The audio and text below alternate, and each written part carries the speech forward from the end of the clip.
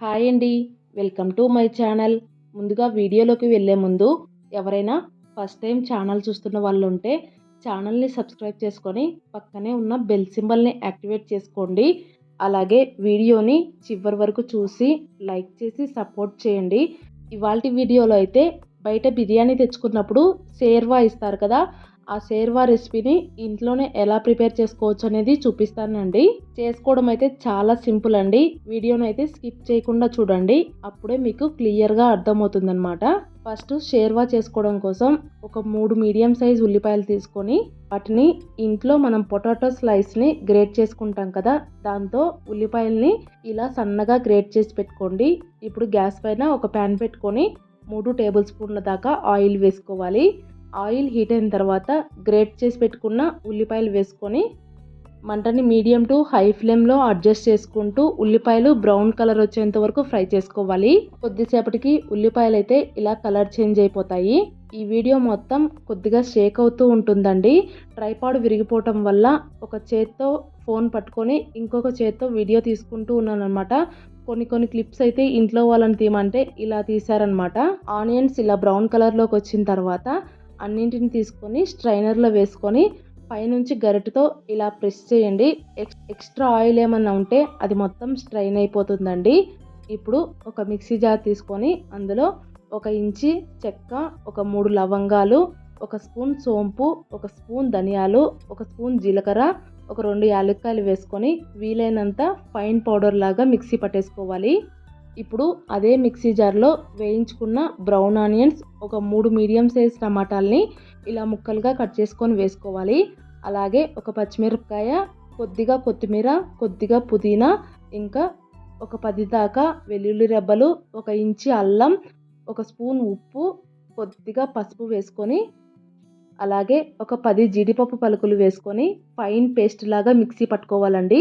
Mixie పట్టుకునేటప్పుడు నీళ్ళేం వేసుకోకుండా mixie పట్టుకోవాలి. నేను ఫస్ట్ వేసుకున్న మిక్సీ జార్లో పట్టక ఇంకొక మిక్సీ జార్లో వేసుకొని ఫైన్ పేస్ట్ పట్టేసుకున్నానండి.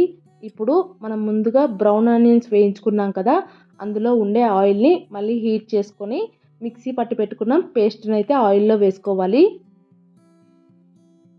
షేర్వాలోకి ఆయిల్ కొద్దిగా ఎక్కువగానే పడుతుందండి. ఇలా పేస్ట్ని ఆయిల్లో వేసుకున్న తర్వాత గరిటెతో కలుపుకుంటూ మంటనైతే లో ఫ్లేమ్లో పెట్టుకొని పేస్ట్ని కొద్దిసేపు పచ్చివాసన పోయేంత వరకు ఉడికించుకోవాలి. ఈ పేస్ట్ ఎంత బాగా ఉడికితే మనకు షేర్వా టేస్ట్ అనేది అంత బాగా వస్తుందండి. కొద్దిసేపు ఇలాగే కలుపుకుంటూ ఉడికించుకున్నారంటే పేస్ట్లో నుంచి ఇలా ఆయిల్ మొత్తం రిలీజ్ కావడం స్టార్ట్ అవుతుందన్నమాట. ఇలా ఆయిల్ మొత్తం బయటకు వచ్చిందంటే పేస్ట్ మొత్తం పచ్చివాసన పోయి బాగా కుక్ అయిపోయినట్లండి. ఇప్పుడు టేస్ట్కి తగినంత కారం అయితే వేసుకోవాలి. ఇక్కడ నేనైతే 1.5 స్పూన్ కారం అయితే వేసుకుంటున్నాను.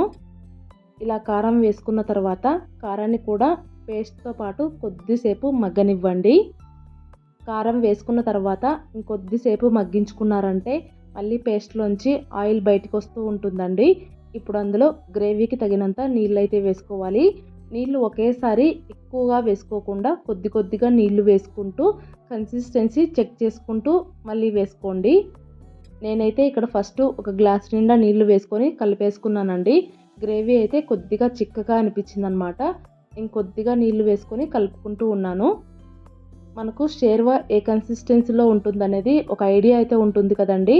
సో ఆ కన్సిస్టెన్సీ వచ్చేలాగా నీళ్ళు యాడ్ చేసేసుకొని మొత్తం బాగా కలిపేసుకోండి.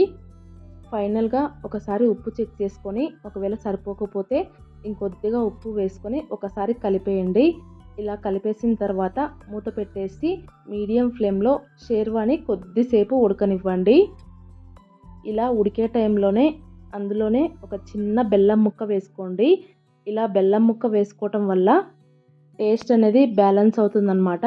ఫైనల్గా సన్నగా కట్ చేసి పెట్టుకున్న కొత్తిమీర వేసుకొని ఇంకొక నిమిషం పాటు ఉడికించుకున్నామంటే టేస్టీగా షేర్వా అయితే రెడీ అయిపోతుందండి. చూసారు కదండి, షేర్వా చేసుకోవడం అయితే చాలా సింపుల్ అన్నమాట. బిర్యానీలు ఇలాంటివి చేసుకున్నప్పుడు ఇలా షేర్వా చేసుకోండి, బిర్యానీలోకి సూపర్గా ఉంటుందన్నమాట. ఇంకా ఈ షేర్వా పరాటాల్లోకి కూడా చాలా బాగుంటుందండి. ఇప్పటి నుంచి బయట తెచ్చుకోకుండా బిర్యానీలోకి ఇలా షేర్వా చేసుకొని తినండి. చాలా బాగుంటుందండి. ఈ రెసిపీని తప్పకుండా ట్రై చేయండి. ట్రై చేస్తే మీకు ఎలా కుదిరిందనేది కామెంట్ చేయండి.